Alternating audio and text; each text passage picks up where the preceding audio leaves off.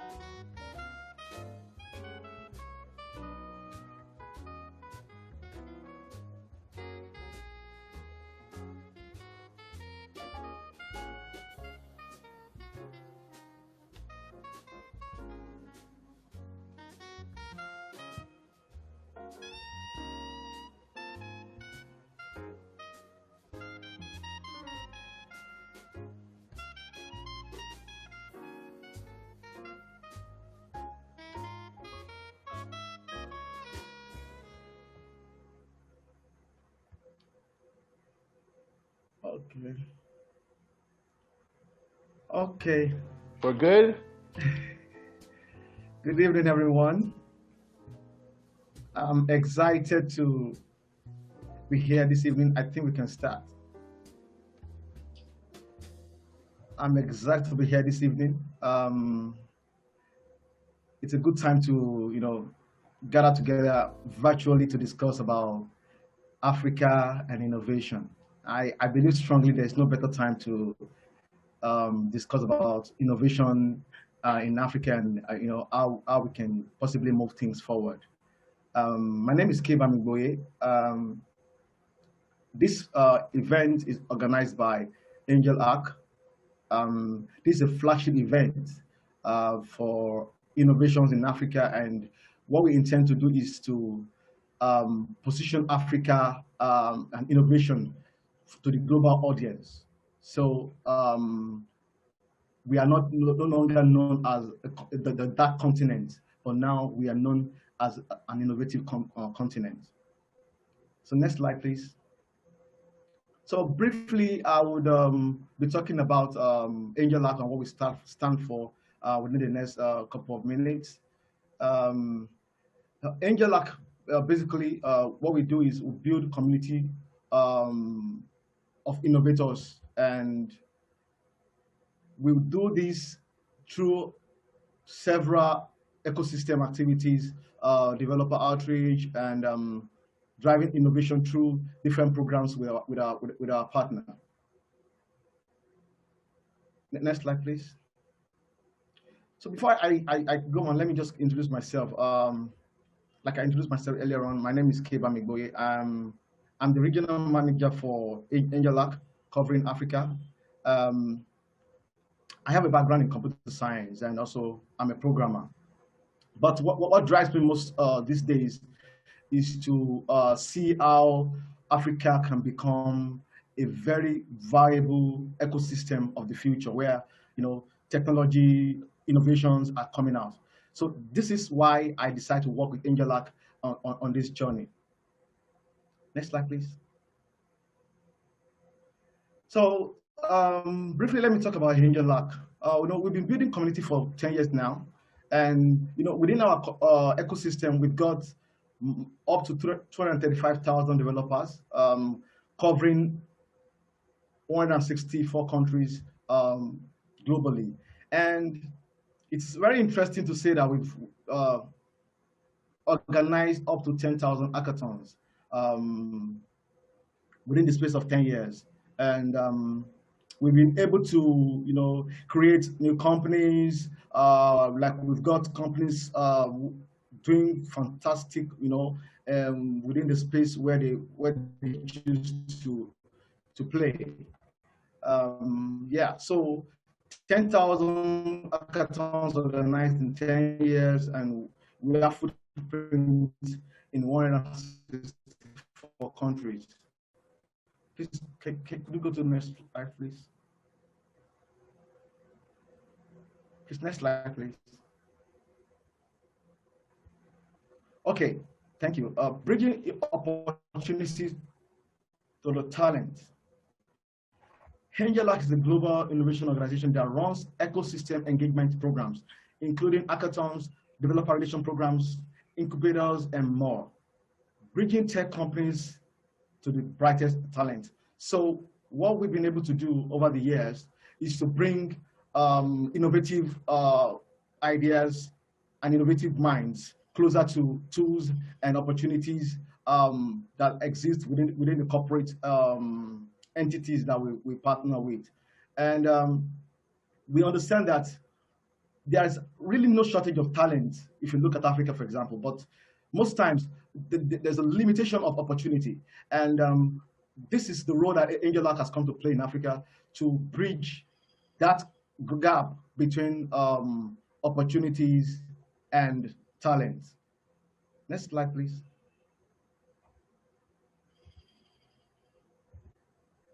Okay, so in 10 years, we've been able to work with remarkable companies. We've worked with IBM, we've worked with AWS, we've worked with Capital One, we worked with Hasbro, HP, as shown on the screen.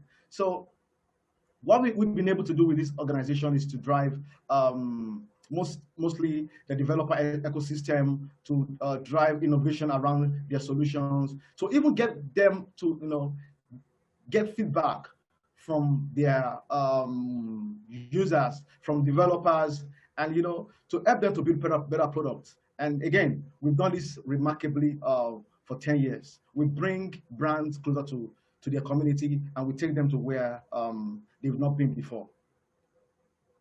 Next slide, please. So we organize two types of hackathons. We have organized internal hackathons and also external hackathons. So see it this way: a company trying to develop a part of their business, but they don't really have the internal capabilities, to drive this innovation. We are the go-to company. We could help you to build a community, and they come and innovate around the idea or the problem you're trying to solve internally.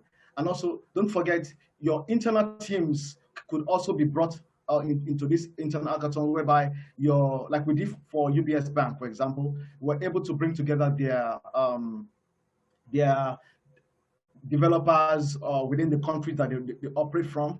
And what we were able to do with that is to bring innovations, to bring about teamwork, and to help them to build futuristic solutions to all the things that they've been able to do based on their strategy. So that's that about external hackathon and internal hackathon.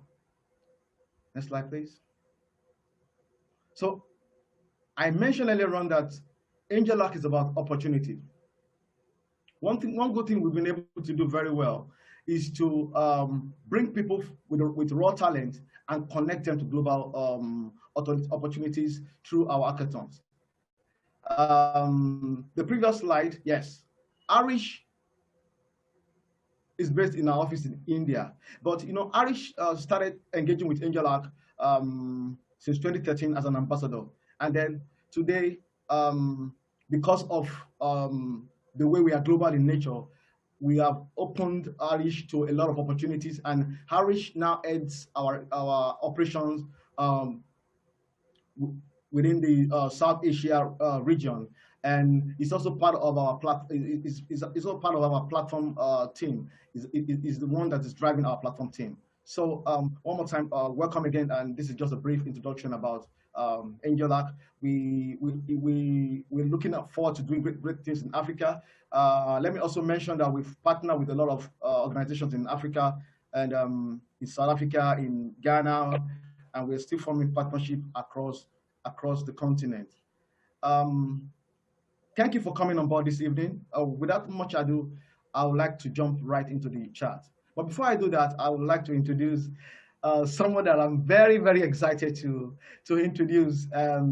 For many of us in Africa, you know that he doesn't really need much of introduction because of the first time I met E. I don't know if he would remember this. Was during the Aso Villa demo day in Aso Rock in Abuja, where Mark Zuckerberg also flew in from the US, and the vice president was also present. I couldn't just hold it when I saw him seated at the front. So I had to walk up to him and give him a handshake and tell him well done. I'm excited because again I'm meeting not really physical like then, but virtually. If your hands are not too busy, I want you to put your hands together this evening as I welcome E on board this conversation. E, you're welcome. Thank you very much. Can you hear me? Hello, Kay, can you hear me? Clearly. Okay, fantastic. I can hear you very clearly. I was really hoping you could hear me. That was very important to me. Thank you very much for inviting me onto this event. Thank you so much, and for your kind introduction. Thank you, E. And thank you. I know you're a busy man. Thank you for taking out time to be part of this. Let me just say this for those who don't maybe you don't really know much about he. He co-founded Andela.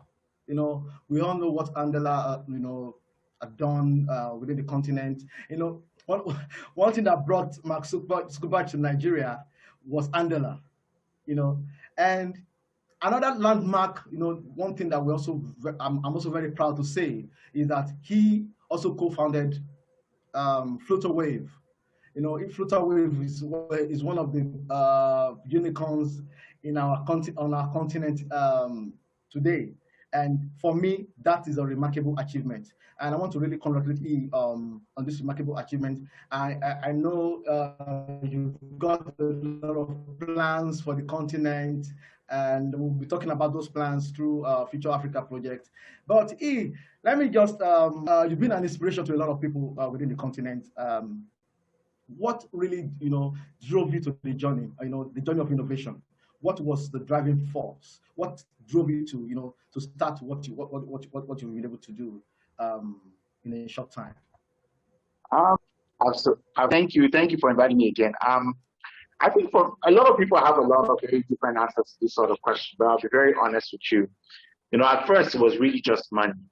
I wanted to make some money. So I remember the first time I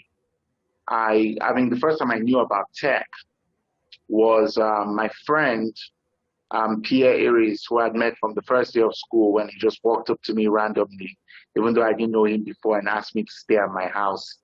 We became very good friends from there, and then he went off on co-op to Silicon Valley for school, for work term. Like, he went to work, and he worked with a Silicon Valley legend known as Joe Lonsdale, who's like part of the PayPal mafia. And, he was telling me these super exciting stories about Silicon Valley, how much money they were raising. And then we went together and watched The Social Network, which was very popular at the time. And that was, I just thought this was really cool. This was much cooler than going to court and having to, obey my seniors in the legal profession. So it felt like a rebels kind of game. So that led me to tech. But, I'd say, over time, as I did my first one and my second one, I realized that tech wasn't just about, I think the biggest mistake a lot of people make is not just about making money, it's about having an outsized impact commensurate to the resources that you begin with. And only tech affords you that opportunity in the modern world. And that was what led me to technology and innovation. It was just, you could sit down in a big queue as we did with Andela, of somebody's big queue in Ikoyi that you got on a downfall. And, you know, from those humble beginnings, build what is today a billion dollar company. Or you could be holed up, four of you in a tiny office in Lekki, sharing offices with tons of other companies. And from there, you take over the entire basement of the building and build a billion dollar company. Those are not the kind of possibilities that I imagined when I was growing up were real. I don't know if you get what I'm saying. You had to be the son of a billionaire or somebody who had access to power or government to be able to make the kind of impact we've been able to make in 5 years or 10 years, depending on who's counting. And that's what really excites me about technology and innovation. Fantastic. Yeah, thanks. Let me follow up on this. So for me, like I told my team in Singapore, Joseph, for example, I said, you've actually achieved a lot in few years, you know. So what could you say has actually contributed to what you've achieved within the space of time that you've done all this? Well, I feel like it's a number of things, right? Like, first of all, the markets I'm operating in are extremely early. So it's still like day zero on the Nigerian internet, right?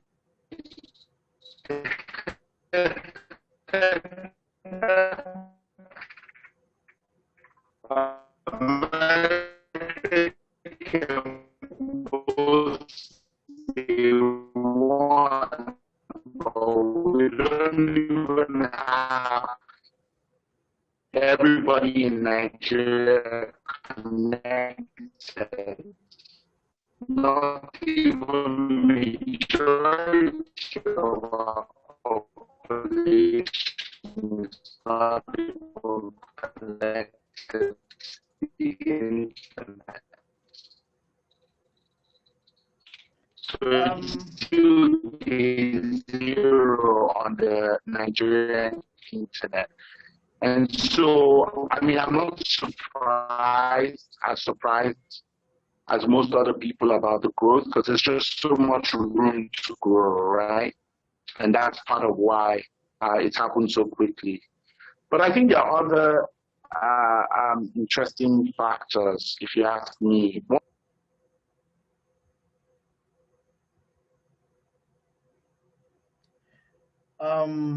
Okay, I think there's a little disruption from the east side. That could be the connection. So let's just wait for a while for he to reconnect back to the call. Yeah, thank you. So if you have questions to ask E, please feel free to ask while on the Q and A button. Please feel free to ask. Yeah, welcome back, E. I'm suspecting the connection.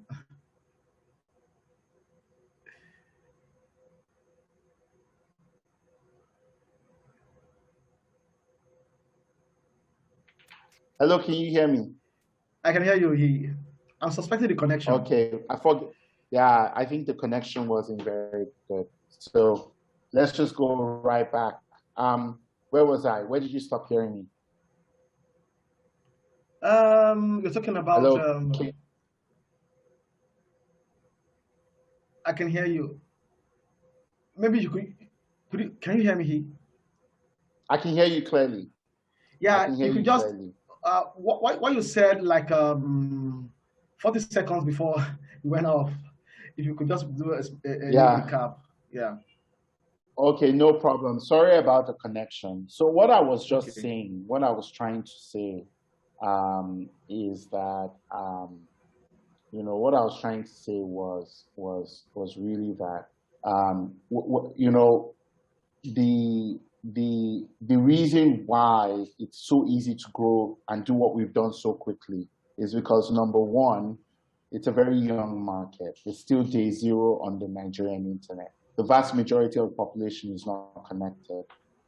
Number two, people actually love technology when they get to interact with it.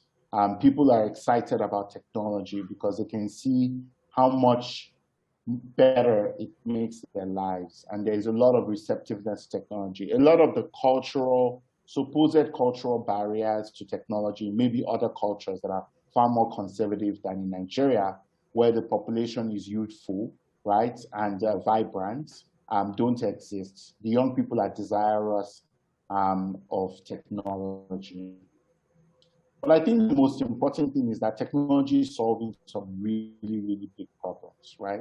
If we think about some of the problems that technology has helped us solve, there are problems that are fundamental to people's existence, whether it's employment or it's commerce or it's economic activity. These are the things, these are the lifebloods of societies. And because we haven't yet built infrastructure that can support the analog way of doing things, naturally, the digital infrastructure, which is far more scalable, becomes the default. So if you look at, for example, you look at the case for e-commerce, right?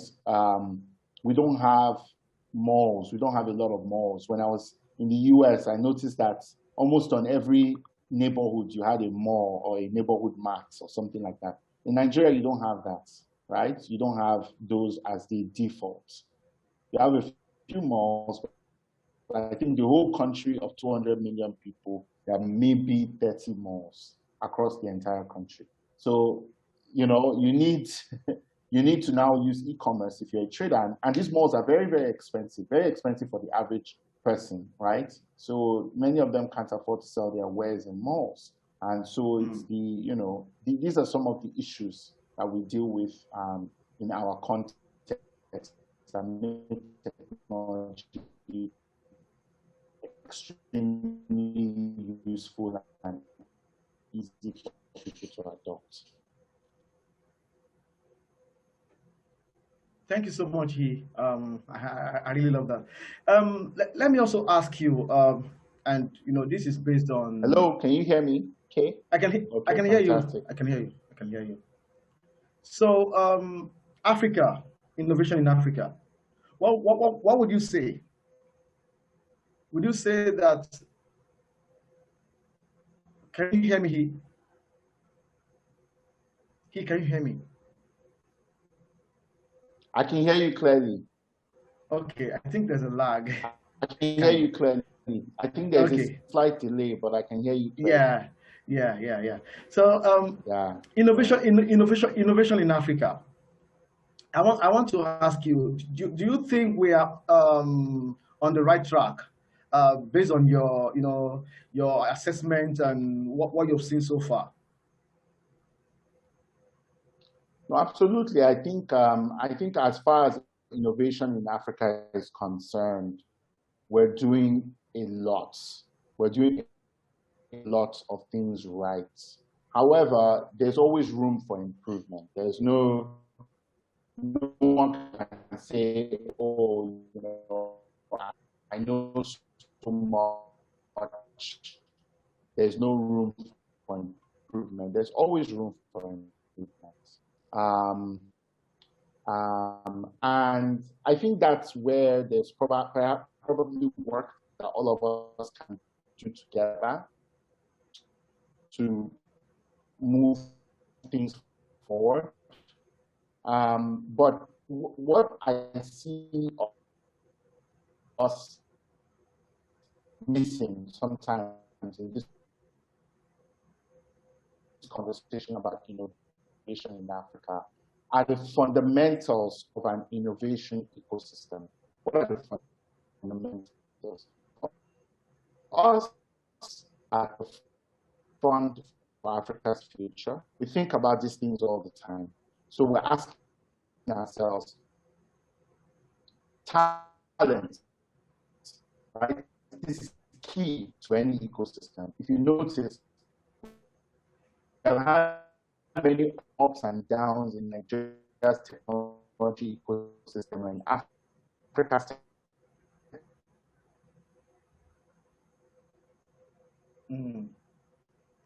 as much as ecosystem. As much as Andela, which leverage already existing tools to unleash, you understand, innovation, and that changed everything.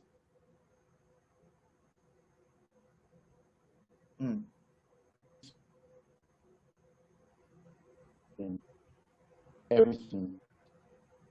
Second of all is data.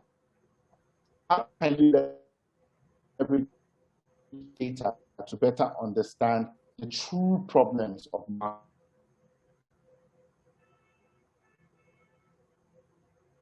Wow. This network is not actually giving us joy this evening. He's actually sharing something very, very, very, very interesting, and I wish. Hello, can you hear me? I can hear you. I guess the network is not doing as well. Maybe we go easy. Maybe, I'm sorry, but maybe we go easy on the video. I don't know why the internet is not working as well as it should. But maybe we go easy on the video just so we can get through this, yeah? Is that okay? Please go ahead, yeah, it's okay. It's okay. Okay. So I said, when we talk about innovation ecosystems, and where we still have to go, I would love us to see love us to place more focus on the infrastructure, right? On the infrastructure. So what I mean by the infrastructure is, what are the pillars on which an ecosystem must be built, right? And these are the things that matter when you're building out an ecosystem. For example, number one, you need talent. You need institutions that breed talent, right? We don't yet have any institutions that breed talent, world-class talent, that can fuel the growth of the ecosystem, right? You need data. You need infrastructure that delivers data. Do you understand what I'm saying? Very well. Very well. You need infrastructure for helping companies get set up, infrastructure for helping them reach out to customers, infrastructure for helping them launch, infrastructure, all this infrastructure you need. And this infrastructure will be built on the back of clear data. Do you understand? Where the need is greatest, not necessarily where my village is. You understand what I'm trying to say? Very well. Then you're going to need design, right? How are you going to design, whether it's programs, whether it's interactions?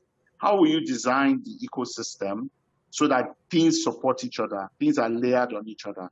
It's extremely important. And you are meeting people where they are, There's a lot of unrealistic design. You are behaving as if we have all the money in the world and we are in America. We don't have the government we have. You understand what I'm saying? Very true.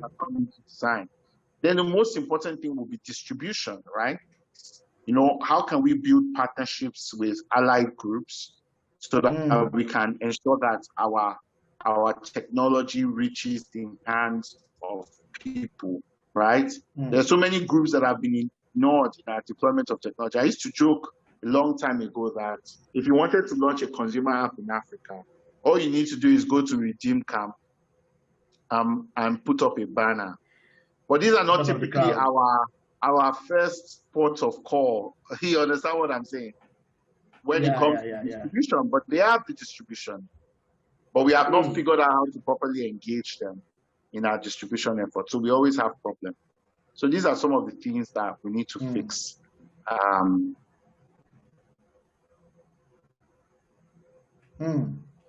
Yeah, thanks. a lot of insight, a lot of insight on that. But quickly, I would like to ask you here, before we jump into Africa Future Africa project, and ask a bit of questions around that. Yeah. What do you think corporates should be doing right now? Corporate key stakeholders within the ecosystem to foster this all these things you've mentioned. What do you think we should be doing right now to foster that growth? There's a lot they can be doing. There's so much they can be doing. But I would say, first of all, I think they need to grow or attract talent that is a magnet for innovative talent. There are certain kinds of people who you just trust as somebody who is innovative because you can see that they get it. Do you understand what I'm saying? Very well. And I think that it's going to be very, very exciting. You understand what I'm saying, Kay, for us, because the more of these exciting talents is able to pull in more, the corporates have skill. You understand what I'm saying? They have a lot of skill. So it's always a good idea for us to work with them, whether we like it, whether we acknowledge it or not. So if they have innovation-friendly talent, then they can then be of more use in terms of sharing their infrastructure with the ecosystem. You understand? It's not always about funding things. Sometimes it's just about you have infrastructure, it's not being fully optimized. Can we help you bring on additional demand for your infrastructure? And in exchange for that, get a small commission. You know what I mean? Can we help you make your operations more efficient? And in exchange for that, get a small fee for saving you XYZ amount of money. These are some of the things that corporates should be looking into. And then ultimately invest, right? Your business, you already know is going to change. Nobody needs to tell you that. But how are you setting yourself up for that change? These are questions that they need to be able to answer. So these are three important things. Fantastic. Thank you, E.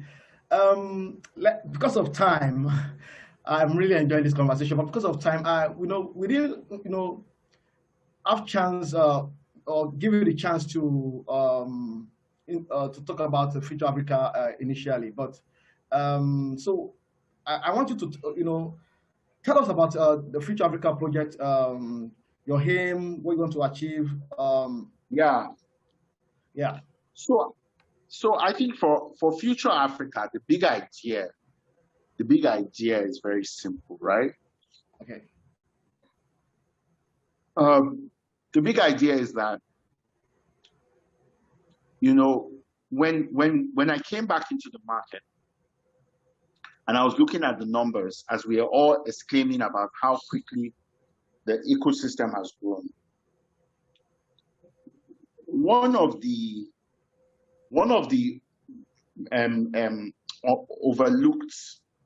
overlooked groups, so to speak, right, in all of this, is seed stage entrepreneurs that barely have an idea, maybe a little bit of a working prototype, and just need a little change that would help them to be able to get to the point where they are viable as an investment. $25,000 to $50,000. The market did not provide for people like that. So we thought we had to step in and do something about that. So what we do at Future Africa is we provide founders, early stage founders, access to that money. But there was another bigger problem. Even when the few founders that managed to get out of that rut, as they grew, it was impossible for local investors to be able to access those companies, right? Yeah. In the sense that the successful ones, the big firms will just come and swoop in and take all the allocation. And local angels couldn't get in. Local investors couldn't get in. So we provide access to local investors as well, you understand, for investing. And bringing those two together, our mandate is really just how do we connect investors to entrepreneurs that are solving Africa's biggest challenges and turning them into global business opportunities. Mm. Fantastic. Fantastic. Yeah, thanks so much, E. So you've spoken about investors, you've spoken about a whole lot of things. But one thing I want to say this evening is that we've got a lot of people joining us this evening, and they are looking up to you. They want to know about what it really takes for an innovation, or what it takes. Let me craft it this way. What does an innovator need really to launch out? What do they need to consider first before launching out to the market? Before even start thinking about seed investment, or even trying to speak to investors. Yeah, I think the most important thing is to have a clear sense of the problem you're trying to solve. The moment you have a clear sense of the problem you're trying to solve, all the problems solve themselves. Because now, if you know what you're trying to solve, you're going to have a clear idea of who you can solve that problem for.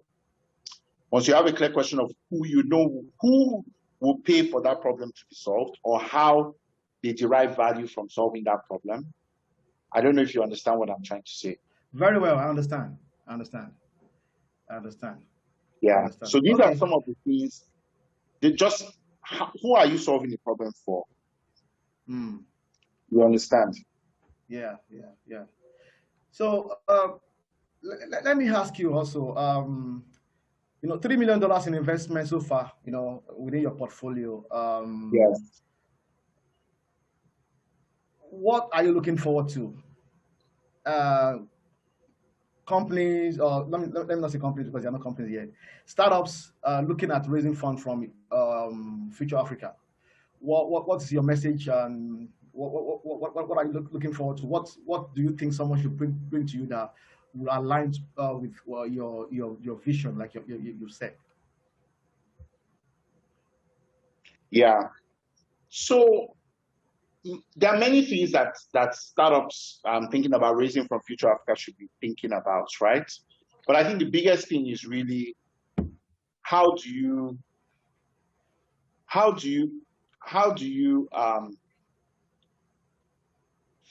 think the biggest thing is really going to be, what is the problem you're trying to solve? How do you prove a real person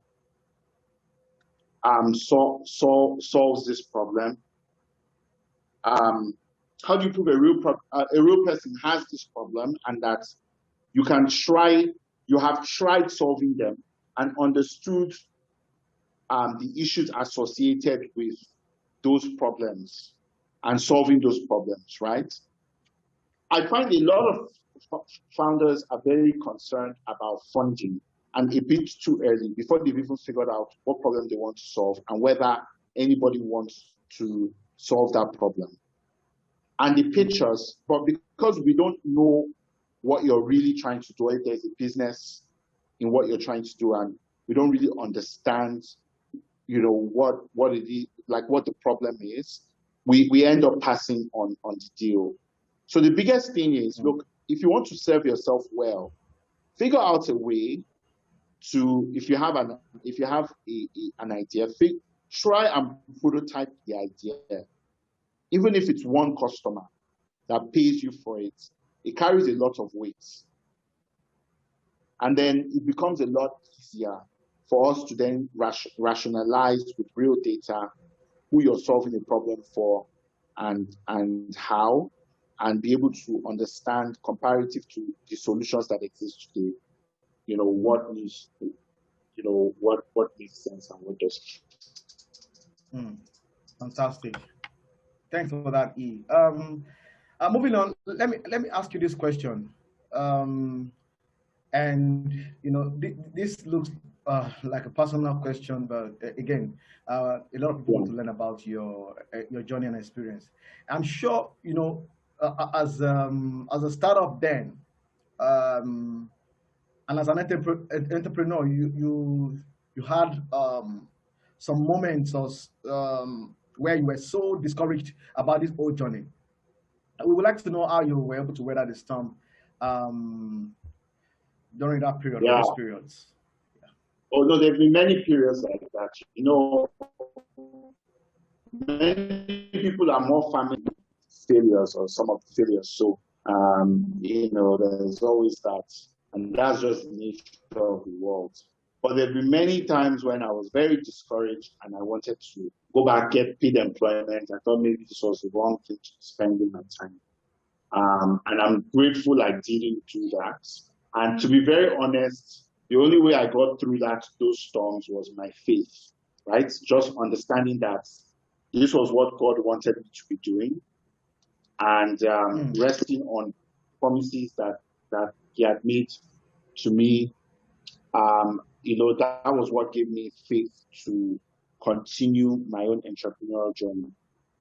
Because there were very, very, very bleak times in my own journey, you know, where to be very frank, you know, there was no good reason to continue. You understand what I'm saying? Very well, very well. We thank God, you know. Fantastic. Fantastic. Yeah, fantastic. So I would also like to ask you, you know, what do you look for in a founder from an investor standpoint? What are the things that you like? You have that checklist on your head and you're just thinking it out, you know? I think the biggest thing I look for in a founder, for me personally, is I really just like to work with founders that are missionary. And what I mean by missionary is they have such a passion for the problem and they're trying to solve, and for the people they're trying to solve problems for, that they are willing to, how do I say this? They are very willing to engage with even in circumstances where it might not be personally profitable for them. You understand what I'm trying to say?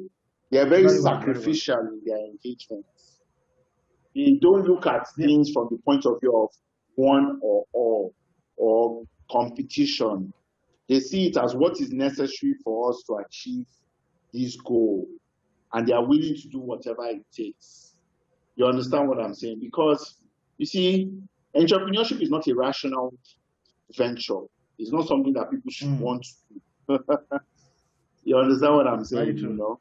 Very true. Very true. So you have to be a bit extreme as a person to be extremely successful as a founder.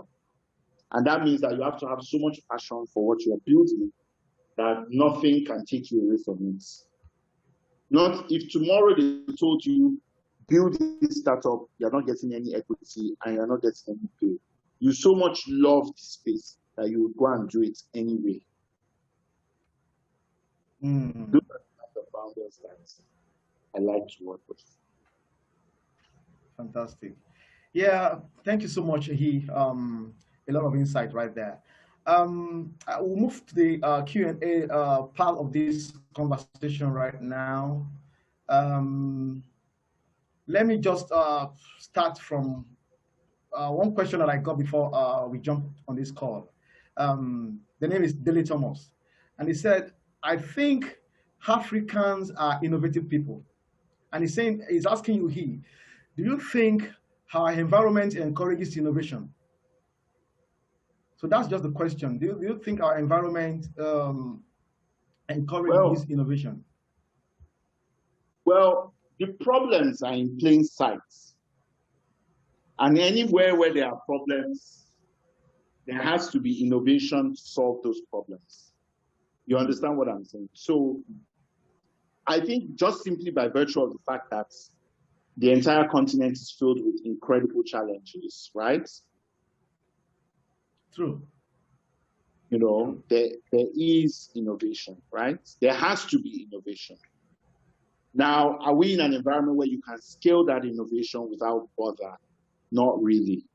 Do you have the capital to scale your innovation? Not really.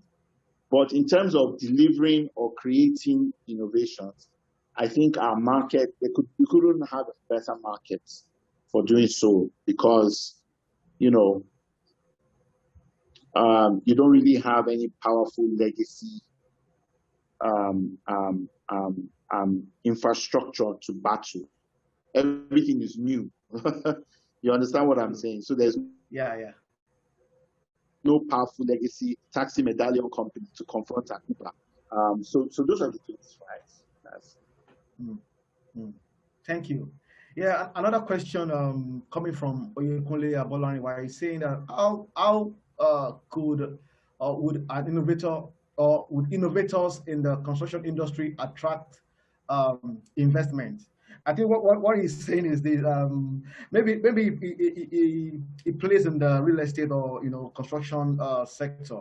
I think the right question is, do you have interest in that sector? How can they assess investment if you have interest? We invest in infrastructure, physical infrastructure. We've invested in data centers.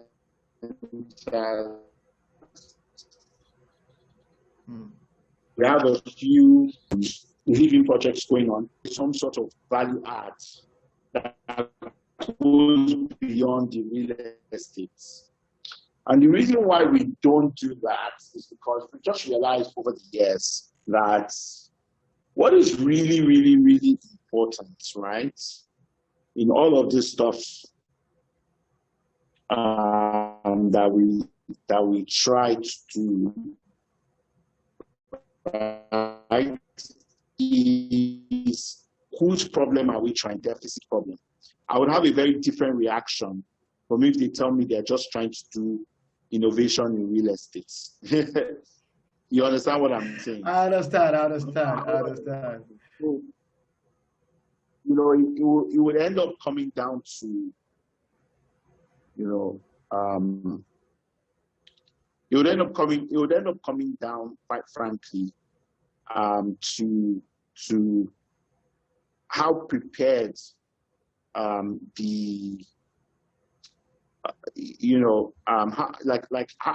prepared are those founders? I don't know if you get what I'm trying to say. To take the problems, the real deep-rooted problems in that industry, and solve them in innovative ways. Do you understand what I'm saying?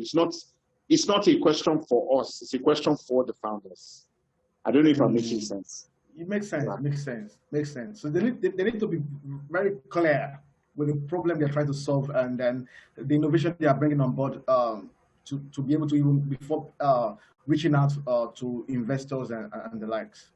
So thank you for that, E. Vincent Ezera said, thank you, Iyin, for this premium insight. Who would you say startups in Nigeria facing difficult government policy and the threat? Would you say startups in Nigeria facing difficult government policies and the threat of failure?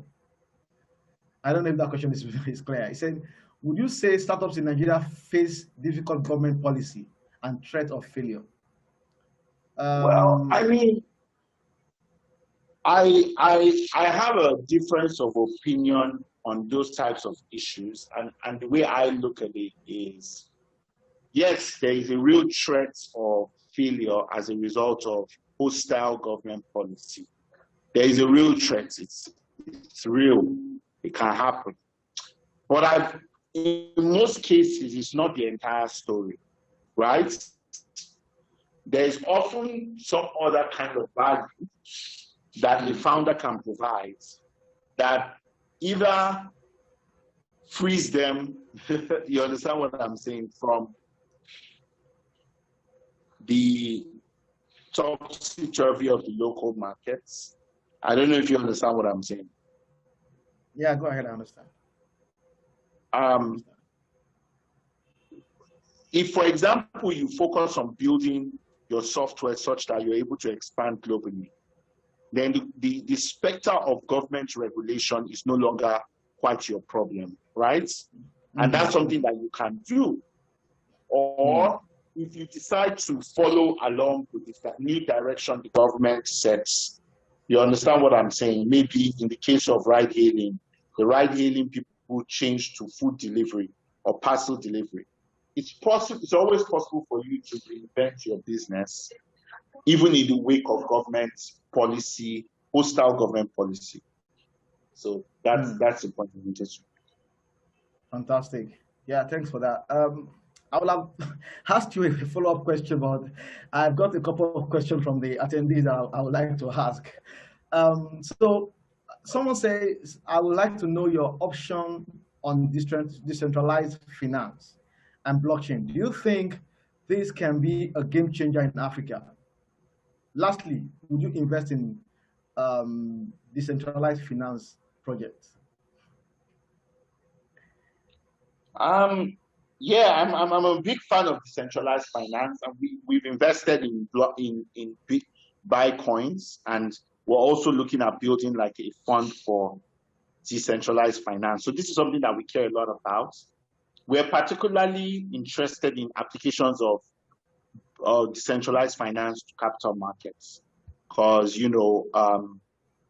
we see there's a lot of wealth locked up in Africa. And there's an opportunity for us to unlock all that wealth if only we're able to properly leverage and tag assets with the blockchain. So these are some of the things that we're interested in as a firm. So we would invest. Fantastic. Yeah. So you've heard that right from the horse's mouth. Yeah, thanks, E. Another question. This is a long one. It says, E, great to hear you talk and well done for putting Africa on the map. My question is, how do we create an ecosystem for innovation that is sustainable? And over the years, we've seen that governments have been unable to sustain the vision, and corporates are somewhat hesitant and are always looking for the low-hanging fruit. So back to the question, how do we create an ecosystem for innovation that is sustainable? I think this in a way tags along with your Future Africa project, but I'll allow you to yeah. I think for us, one is an acknowledgement that you have to build it yourself. Nobody is coming to build it for you. So if that's your expectation, just forget about it. But then there also has to be an understanding that everybody has a role to play. And the most important role is the one that is for you. Right? So oftentimes people want to point it at somebody else, either point it at government or point it at corporates or say somebody else is responsible. But the ecosystem is everybody in the ecosystem playing their role. That's what an ecosystem is. So what is your role is the question that you should be asking. And how can you play that role as a member of the tech ecosystem? That's really the real question you should be asking. Okay, fantastic. Thanks, E. This should be the last question because of time. Kay Bamigboye says, where do we see technology in the near future as we gradually adopt cloud solutions? How do we create space for little CRMs? What is CRM? Customer relationship management system. Okay. Yeah. Well, I don't know how to answer that question, but it's very, very, very context specific. So I don't want to skip it, but I'm sure the angel hack people will have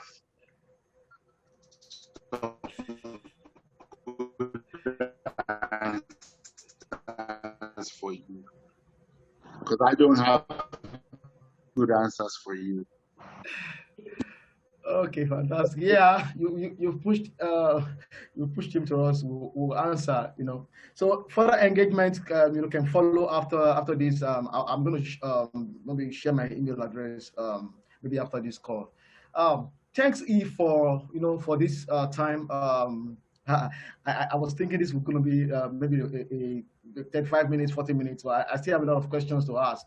Thank you so much for taking our time, for this to have this conversation with us. I also want to say that this is an ongoing conversation. I believe Africa will succeed with people like you on board and trying to drive the change. Again, thank you. As we wrap up, I would like to invite the CEO of Angelac, Joseph Lim. He joins us all the way from Singapore. Joseph, over to you.